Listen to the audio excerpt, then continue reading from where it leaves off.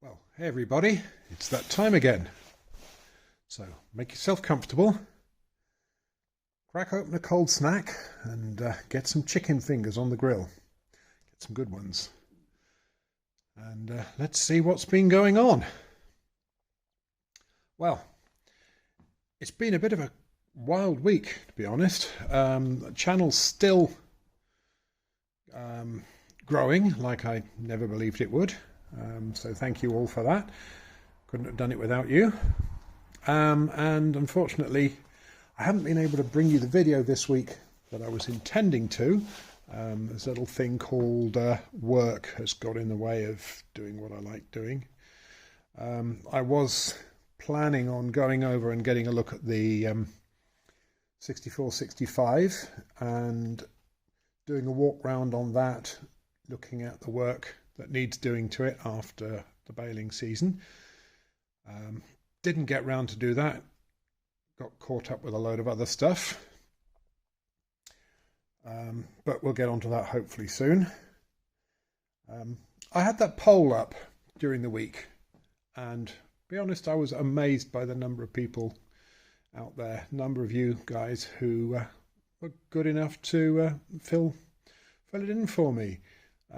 It seems like the overwhelming opinion is that I just carry on with the same old stuff that I'm doing, which is fair enough. I can do that.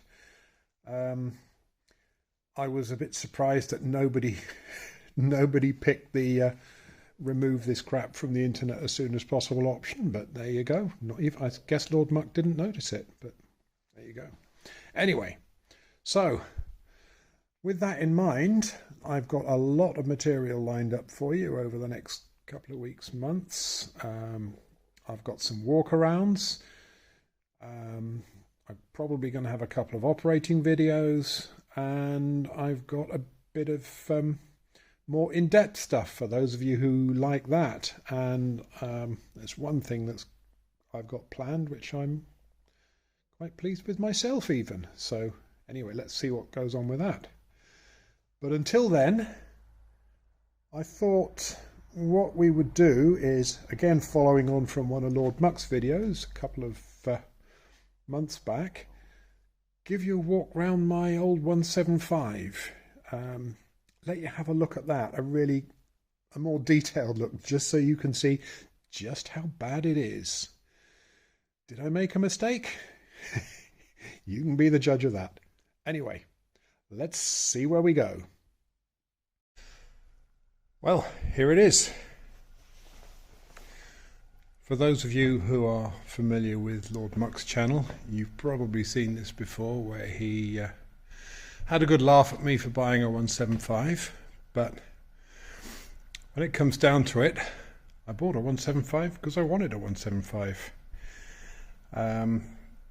I think I'm correct in saying, although I'm sure being the internet somebody will tell me I'm wrong, but I think the 175 had the shortest production run of any of the 100 series. It was replaced by 178, and it was at its time the biggest in the Red Giants, the 100 series Red Giants that were sold in the UK. Had a 236 engine, built by, Perkins was a subdivision of Massey at the time. And this one has definitely seen better days. A bit of the story behind it was, for various reasons, I wanted a 175. Always wanted a 175. It's not like the 165 that I learned to drive on, or the 590 that was my first proper tractor. I just always wanted a 175. I just like the look of them. And as I think it had the shortest production run, as I said, there aren't many to choose from. So when this one came up as a non-runner, I thought, well, there's nothing on there that can't be fixed. A lot of parts are in common with a 165. a lot of parts are in common with a 65, and then there's other parts from that will work from the 168. So yeah, there's nothing that's going to be impossible to source. And then when all's said and done, I'll have my own 175. And the intention with this is to do it up.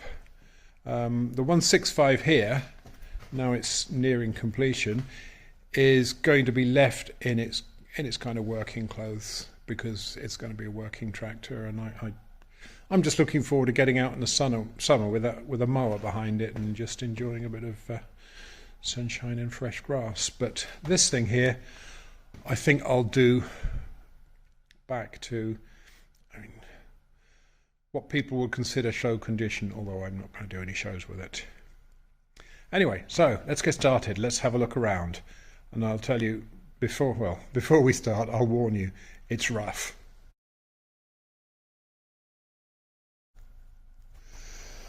Well, the previous owner, I'm pretty sure, was somebody who should never have been allowed near a welder. Yeah, it's difficult to put into words, actually. At some point, this has been driven into a wall, and the only real consolation knowing it's been driven into the wall is that the guy who did it probably left the seat, went over the steering wheel, and let's say he probably had better days than that. But as a result, you can see this kingpin faces backwards. The axle beam here has been spread right open, and for reasons of, I don't know, just difficult to comprehend. I think there's been a pigeon perched on there, but certainly, anyway, there was no need for that. And it's the same on this side. But it gets better. Let's get some light on the subject so you can appreciate the joys of it. The front end of the 175s, I think the first lot of 175s was pretty much a 65 with power steering. You see it's got those U-shaped cutouts on the mounting points there, and it's got the tower for the steering, and it's the steering rod there is at a higher level.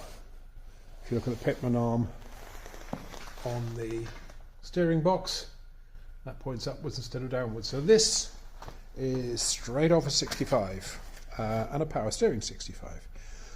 But if you look closely, what's going on there?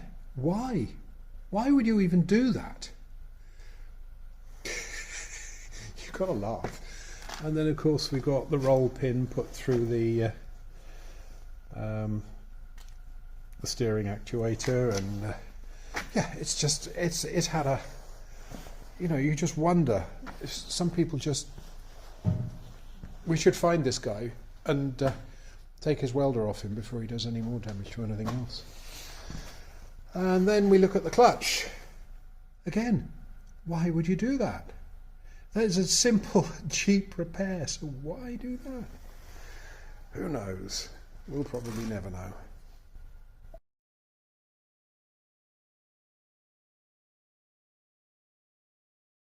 And let's have a look round the back now. It had a pickup hitch, which is nice, and it had the heavier arms on it, but they do pull apart from time to time. But why do that? Why not just buy a new one for the very small amount of money that they actually cost?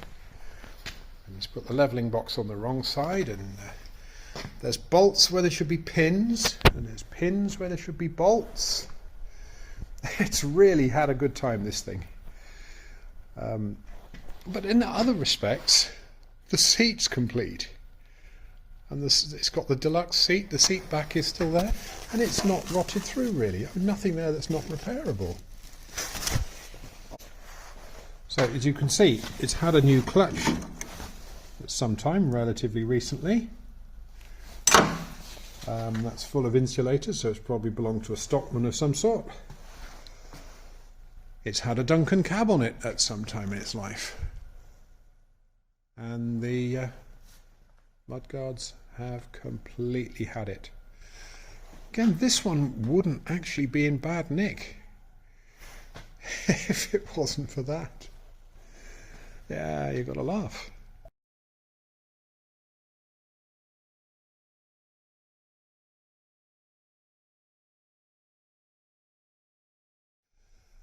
Right, let's have a look here. What have we got here? You probably remember this from Lord Muck's video if you've seen it, but the engine is stuck solid. Those valve open there. It's only that one that's stuck. The other three are okay, but I shall rebuild the engine completely. That's not really a problem. But serial number on the engine does match up with the age, so that all looks about right. The tin work on it, again, how do you do that? I'm really not sure how you would actually smash that around the instrument panel quite like that, but there you go. In terms of hours, it had about 4,000 on it. Now whether that was 14,000 or really was 4,000, who knows. Look, instead of the oil cap there, we've got a front hubcap. The ratchet knob for the steering, for the handbrake stuck. Somebody has made a homemade attachment to stop their foot slipping off the clutch, presumably. Or is that the footrest? I think there's probably a foot. The driver of this probably thought it was a footrest and put that there just to keep his foot in place. A suspended footrest. Again, circlip missing there, so rather than find a new circlip, let's just blob some weld on it. You know it makes sense. Anyway, so this one was a moderately good spec. It had pressure control on it, as you can see from the quadrant there. It's and look, he's welded an extension on the position control knob. This thing is full of excitement for me. Anyway, it's never had multi-power. That's one thing about it. And the best part, the part that's going to cause me the most fun, is it has been underwater. When I took the fuel tank off the top, it was 3/4 full of water. The oil pan, the sump, was full of water. The back end was full of water, so I'm pretty sure it's actually been right underwater at some stage in its life.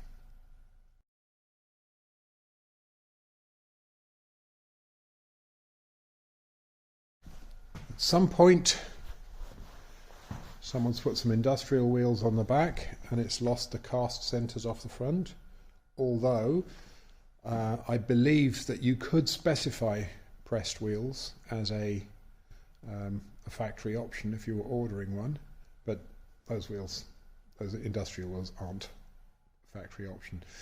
I'm just wondering whether to get a set of cast wheels for it or rebuild it with steel wheels, get the 165 style two-piece steel rims and put it on there. But anyway, there you go. Let me know what you think in the comments. Never been one to run away from a challenge, and I'll tell you what, this is a challenge. But what my plan is with this thing is to rebuild it, get it running, get it working, make it so I can use it for work, but also make it nice and shiny and clean and looking new. But as part of that, I am going to keep a cost of it, of every single part that I put on there. I'll keep a record of the hours that go into it, so that you guys watching can get an idea of how much it actually costs to restore a classic tractor, especially one as rough as this. Anyway, thank you all for watching, and see you next time. Bye.